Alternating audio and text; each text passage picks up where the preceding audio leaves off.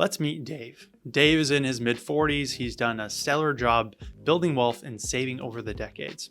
He's got a great income and he's pretty financially comfortable at this point, but he's asking himself the question, how much does he need to save so he no longer has to save?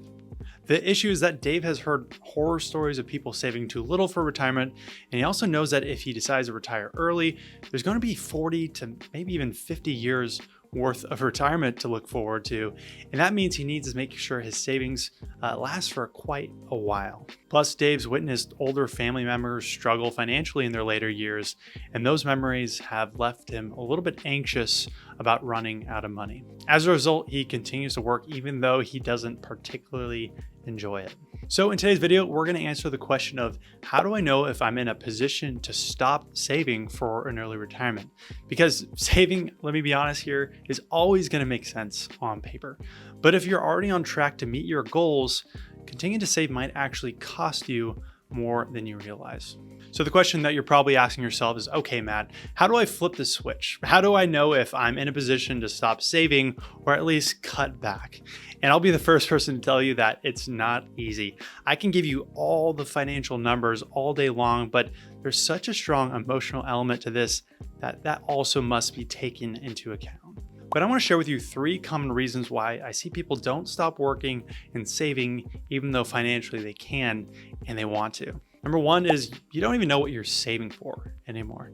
You know, you've reached your retirement goal and you have enough cash to weather any storms, and you also have other income sources. So in other words, you have so much inertia from these great habits you've built. You're just saving because it's ingrained and it's a habit at this point.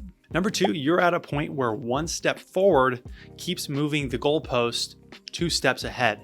If you keep chasing a target portfolio number, you'll see how easily that number goes from $2 million to $2.5 million, and all of a sudden that's not even enough financially for you.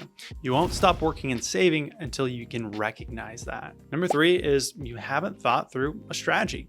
You know, you've done a fantastic job saving over the decades, but even though you have enough saved, you might not yet have a strategy for what account to pull from first once you retire. I mean, a lot of you may know this, but if you're like Dave, who we talked about, you really don't want to take from your retirement accounts first if you're in that age bracket, because you'll be paying that 10% early withdrawal penalty. So do you have a brokerage account to bridge the gap or other income sources? And if you do you have the right mix of investments for retirement income? You want to think through not just an investment strategy, but also a withdrawal strategy and a tax strategy. All these sort of play a role in having a successful retirement. Now, all the reasons that I just listed seem to come down to either not having a plan in place or being worried about what life might look like. And that's why when I talk about retiring early, I'm not talking about just retiring for the sake of retiring because you hate your job. You want to retire to something, not retire from something. Now, what do I mean by that? I mean that I want you to have a purpose or a vision before you do that. And maybe that might just mean financially preparing to take a sabbatical or maybe even a mini retirement. So now that we understand the framework for why people continue to work and don't stop saving, let's talk about a few instances where I believe you can stop saving for retirement and start pursuing your passions outside of work. Number 1, you have a plan in place. Now, a lot of people ask me, Matt, what does a financial plan look like? What is it? And I'll say that can vary quite a bit with whatever advisor you work with or software you decide to use. But for our clients, we don't give them a 100-page printout stack and say, here's your financial plan, don't go change. This is really an ongoing process that adapts as your life can and will change. For example, this is just one tool within our process where we can take a look at your portfolio, your income, your estate plan, your tax situation, and put it all together to help you make confident financial decisions like, can I retire early? Can I work less? Or if I stop saving right now, what sort of effect will that have on my financial plan? Okay, number 2, you have a reasonable amount of confidence that your plan will work. Now, if you had a crystal ball and you could tell me, number 1, the expiration of your birth certificate, or number 2, what market returns are going to be for the next 30 to 40 years, you or I could create the perfect plan. And then you could just leave it on your top drawer to collect dust because it's a plan and nothing's going to change. But we all know that's just not true. There's going to be times where things will go wrong and your portfolio might drop. We could take COVID, for example. We can answer the question of yes, if things go the right way and the same way as projected, you could stop saving for retirement. But do we have a reasonable amount of confidence that this would still work if, God forbid, there was an unexpected healthcare or long-term care emergency to happen? For example, here's a financial plan.